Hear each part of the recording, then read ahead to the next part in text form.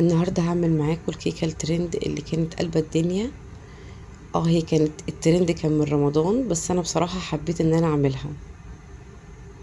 عملتها بطريقة كده بسيطة، ممكن اي حد يجرب ان هو يعملها في البيت بكل سهولة. هنمشي على الخطوات كده واحدة واحدة، هنعملها يعني سهلة جدا وطعمها لذيذ جدا. اول حاجة طبقة الكيكة انا عملتها، كان عندي دقيق سبونج.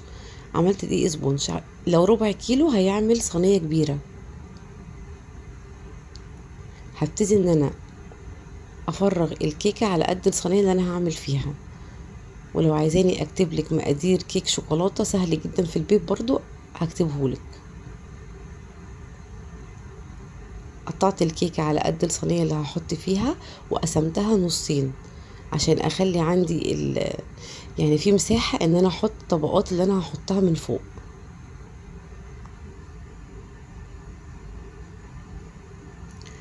اول حاجة هنعمل طبقة الكريمة.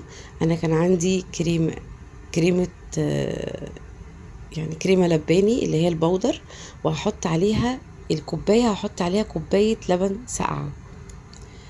انا كنت جايباها خام. لو عليها سكر مش هتحطي سكر، خلاص اكتفي بالسكر اللي في الكريمة. انما انا حطيت على الخام معلقتين سكر بودر. بعد كده هنحط معلقتين جبنة كريمي، اي جبنة كريمي موجودة عندك، حتى لو لبنة حطي معلقتين. لو مش متوفر عندك حطي علبة قشطة، لان الوصفة الاصلية معمولة بجبنة كريمي. هضربهم كويس مع بعض، وبعد كده اول ما الكريمة تخلص معايا هشيلها في التلاجة. ده بقى خليط التسقية، كوباية حليب وعليها معلقة كاكاو، وهبتدي ان انا اسقي الكيكة كويس جدا. هنسقيها لحد ما نشربها كلها، وبعد كده هحطها في التلاجة. هعمل طبقة الجناش معاكم. اي نوع شوكولاتة موجود عندك في البيت هنستخدمه. عشان نحوله الجناش هحط عليه ربع كوباية حليب ساخن، وهبتدي ان انا اقلبه.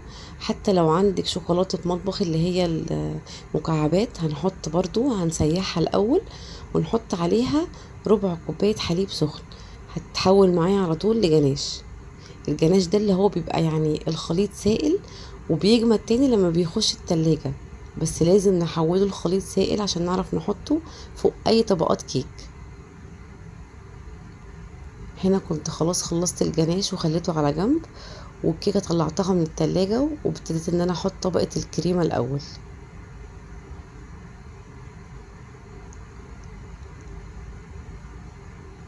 هغطي بقى كل الكيكه بالكريمه. هنحط طبقه كويسه كده عشان تبقى مغطيه كل الجهات، بعد كده هسويها بقى بالمعلقه.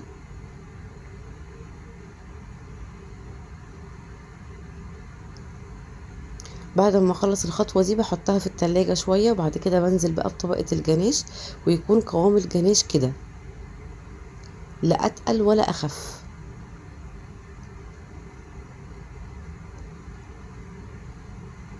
هصب عليها الجناش بقى على الوش.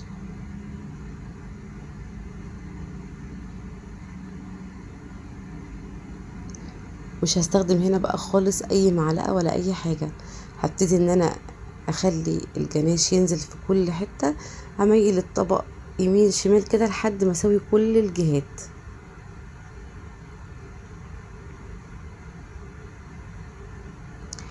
بعد ما خلصت الخطوه دي هدخلها في التلاجة شويه، وهحضر اخر طبقه.